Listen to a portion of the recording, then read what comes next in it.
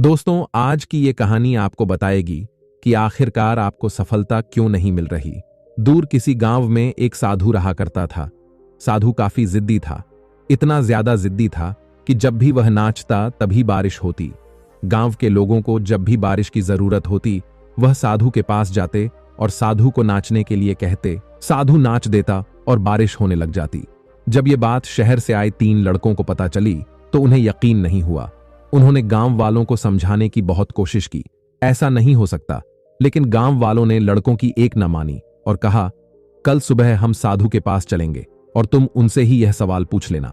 अगली सुबह हुई, तीनों लड़के और गांव वाले साधु के पास गए।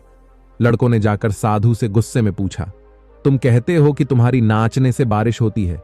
साधु ने बड़े ही प्रेम से उत्तर दिया, हाँ, ये सत्य है, मैं जब भी नाचता हूं तभी बारिश होती है। साधु के मुंह से ऐसा सुन लड़कों को क्रोध आ गया और वो कहने लगे कि अगर तुम्हारे नाचने से बारिश होती है तो फिर हमारे नाचने से भी बारिश जरूर होगी। साधु ने पहले लड़के को नाचने को कहा। पहला लड़का कुछ देर तक नाचा और थक कर बैठ गया, पर बारिश नहीं हुई। फिर दूसरे लड़के ने नाचना शुरू किया। वह भी कुछ देर तक नाचा, लेकिन बारिश नहीं हुई। फिर तीसरे लड़के ने नाचना शुरू किया। वह भी कुछ देर तक नाचा और थक कर बैठ गया, लेकिन बारिश नहीं हुई। फिर साधु ने नाचना शुरू किया, पर बारिश नहीं हुई, लेकिन साधु नहीं रुका। वो लगातार नाचता रहा, पर फिर भी बारिश नहीं हुई। लेकिन साधु तो रुकने का नाम ही नहीं ले रहा था। साधु को नाचते नाचते सुबह से शाम हो गई, पर बारिश नहीं हुई, लेकिन साधु फिर भी नहीं रुका। आखिरकार बादल गरजे और बारिश होने लग गई।